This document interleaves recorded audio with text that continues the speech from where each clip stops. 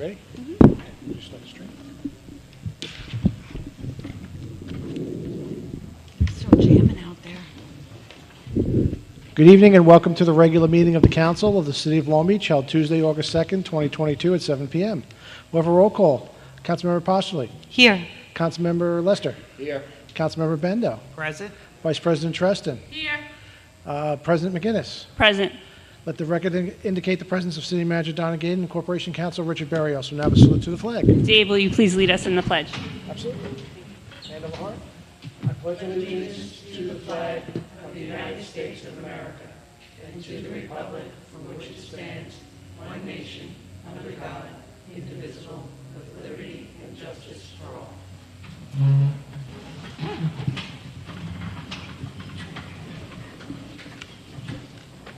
Okay. To the calendar. Okay.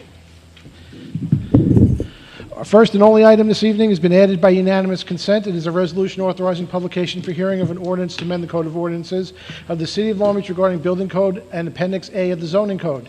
This item is for publication only. A hearing will be held August 16th at 7 p.m. On to the voting. Once again, item 1 is a resolution authorizing publication for hearing of an ordinance to amend the Code of Ordinances of the City of Long Beach regarding building code and Appendix A of the zoning code. Who introduce and move the adoption of this item? I will. Second? I will. You got it. Voting, Councilmember Postoli. Yes. Councilmember Lester. Yes. Councilmember Bendo. Yes. Vice President Treston. Yes. President McGinnis. Yes. City Manager's monthly personnel report has been filed by the City Clerk. Who will make a motion to close the meeting? I will. Second? I will. Voting, Councilmember Postoli. Yes. Councilmember Lester. Yes. Councilmember Bendo. Yes. Vice President Treston. Yes. President McGinnis. Yes. Okay. Yes. Thank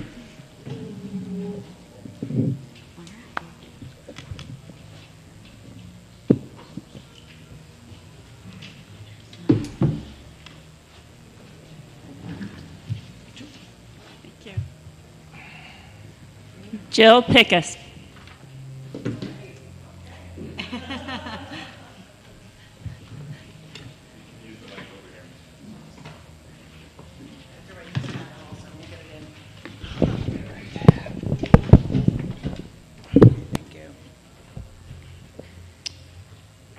Good evening.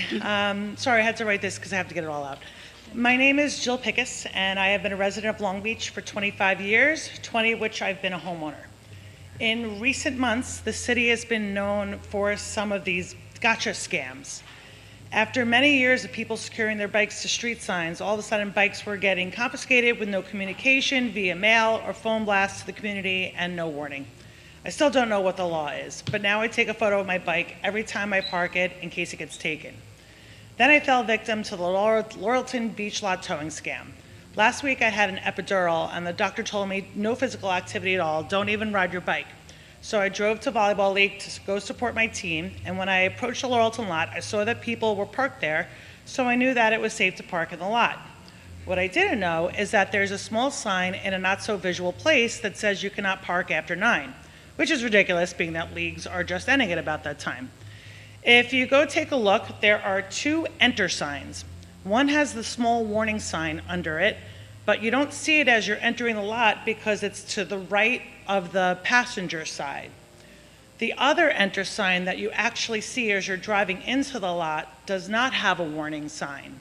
So needless to say, you can imagine my surprise when I came off the beach at 9:45 and my car was gone. It cost me $508 to get my car back, and I had to walk over a mile in pain to get home. When I asked All County Towing how long they've been there, they said 2 years. They said, and I quote, they got so much business from the Long Beach Police Department that they opened a place in Island Park. Regardless whether it's true or not, that's what he said to me. I am an educator who always tries to do the right thing and teaches others to do the same. If all my students have a hard time following a rule in class, I have to ask myself, what can I do differently to make sure this doesn't happen again? I don't continue to consequence my entire class. But in order for the city to make money off its hardworking residents and guests, they have to maintain that ambiguity. Or else the signage would be clearer and police officers wouldn't be rushing to the lot at 9 p.m. to start making the tow calls. This is an excerpt from the Long Beach Police Department mission statement. Quote, "The department recognizes that in order to successfully serve and protect the city, it must earn and foster the continuing trust and respect of all whom are served," end quote. These gotcha scams are destroying community relations with the police department and with the city.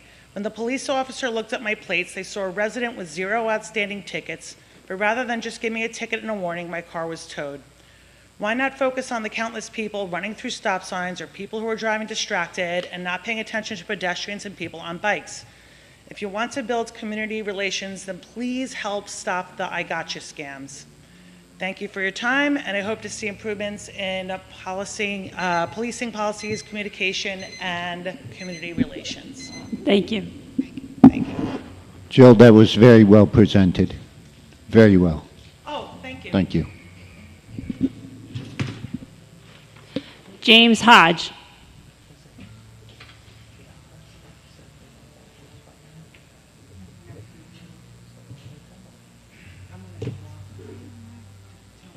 Sorry, I know y'all thought y'all meeting was gonna be 10 minutes, but no, just James Hodge, 95 East Fulton Street, Long Beach, New York, in this beautiful city. Let me take my hat off, my Long Beach, New York, not California hat. Sorry, my hair not really done that good. But I just want to thank all of you for National Night Out tonight. Been a part of National Night Out programs since it started with the police department for many, many years. And we've had success in doing it in 3 different places, as National Night Out is about community and community building with the police department and bringing in elected officials, but more so community.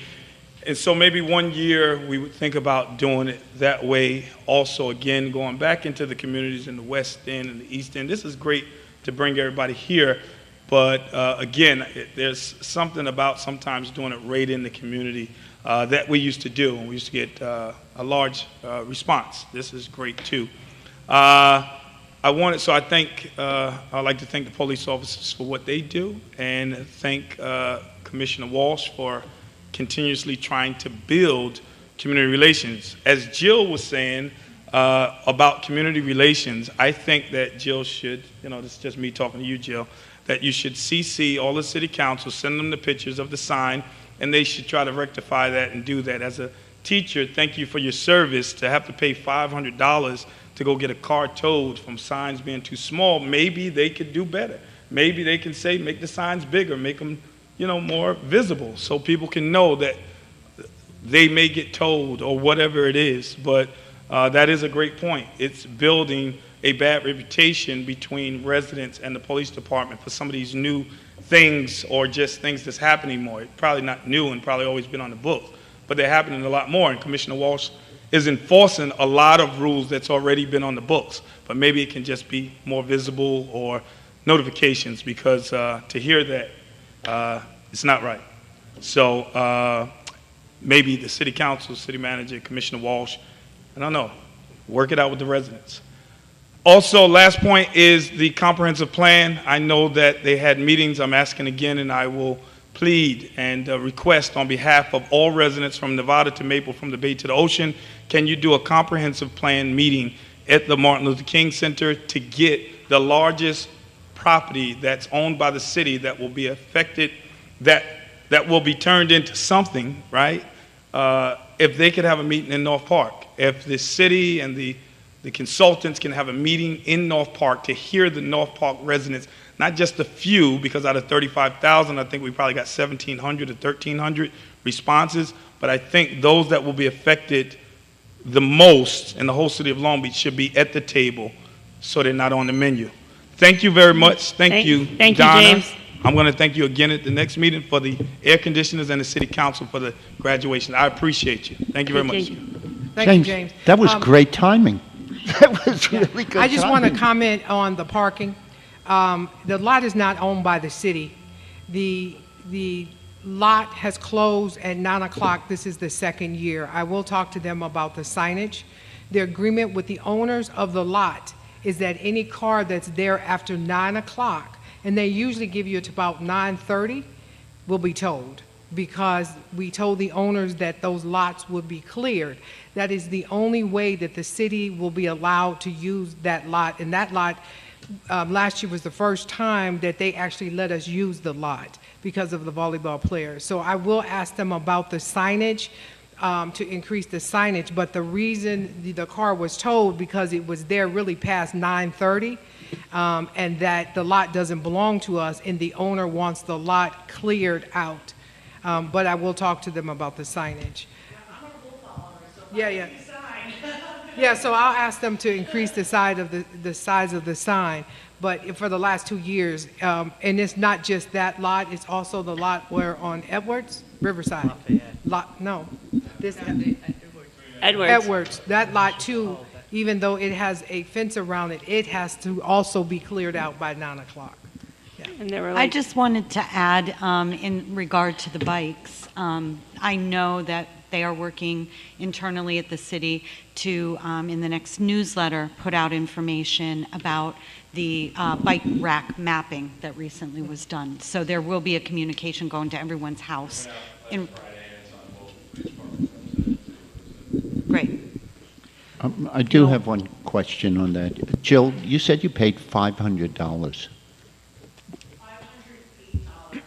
Just to the towing company? 123 processing fee for the Long Beach Police Department to hit a red button, and then $384 from Hall County. I almost dropped dead right there when they told me how much it cost. Okay. $384 All right. for an honest mistake. No, I know we just passed an ordinance limiting the amount that they could charge, so, something we can look into. Since we're all jumping on a bandwagon on info, I just want to add one. You brought up the bicycles, and I don't know if you noticed because I know it blew up on social media. Do you know how many bicycles they took? I'm sorry? Do you know how many bicycles they took? A lot. What's a lot? 5. I know 5 alone, but I didn't want that. it was They- 19, so No, 5 in the West They End. took 5 in the West End, and they were blocking the sidewalk. No, there's more than that. I know 2 people right here, right over. No, it was 5 in the West End, and I think it was 19 total. 19 total. The rest was taken here. And every bike that they took was blocking the sidewalk for people to have safe passage. So they don't just go and just take any bike. So one of the things in the West End that they saw for the bikes that they took, and I'm sorry Commissioner Walsh is not here, if someone has a baby stroller and they have to go out into the street because they don't have safe passage, they will cut the lock and take the bike. So out of all of the bikes they took, it was 5 in the West End and 14 here in the middle of town, and it was all because of safe passage. So it was 19 bikes total that they took. That weekend. Is it that if it's attached to a sign also? Because it seems that That is the ordinance, but that is not what they've been doing. In the ordinance, it tells you what it can be attached to. It should be at a bike rack. But the way they took the bikes, it was only because of safe passage. But Facebook had people believing that it was hundreds of bikes. In Facebook, gossip, rumor mill, people talking, however, but it was 19 bikes total. I'm very concerned every time I park, because even on a bike rack, sometimes it blocks the sidewalk. So I just didn't really know what the exact rule was. Okay. All right. Thank you, everyone. Have a good night. Have an excellent day. Have an excellent weekend. That's coming up very far from now. Go get your ice cream.